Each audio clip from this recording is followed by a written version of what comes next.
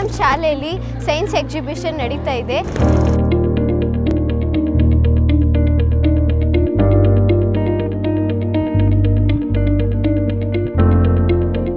Science exhibition ನಡೆಯೋಕ್ಕೆ ನಮ್ಮ ಪ್ರಯೋಗ ಕಡೆಯಿಂದ ಸೈನ್ಸ್ ಮೆಟೀರಿಯಲ್ಸು, ಕೆಮಿಕಲ್ಸು ಮತ್ತು ಹ್ಯೂಮನ್ ಬಾಡಿ ಪಾರ್ಟ್ಸು ಎಲ್ಲನೂ ನಮಗೆ ಕೊಟ್ಟಿದ್ದಾರೆ.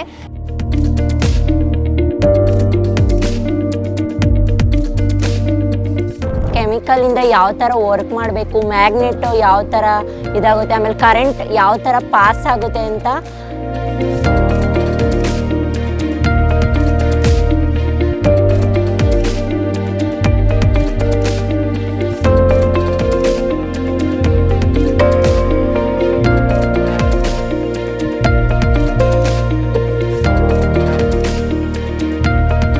ಅವರು ಎಲ್ಲ ವಸ್ತುಗಳನ್ನು ನಮಗೆ ಕಲ್ಪಿಸಿರೋದ್ರಿಂದ ನಮ್ಮ ಶಾಲೆಯಲ್ಲಿ ಇವತ್ತು ಸೈನ್ಸ್ ಎಕ್ಸಿಬಿಷನ್ ತುಂಬ ಚೆನ್ನಾಗಿ ನಡೀತು.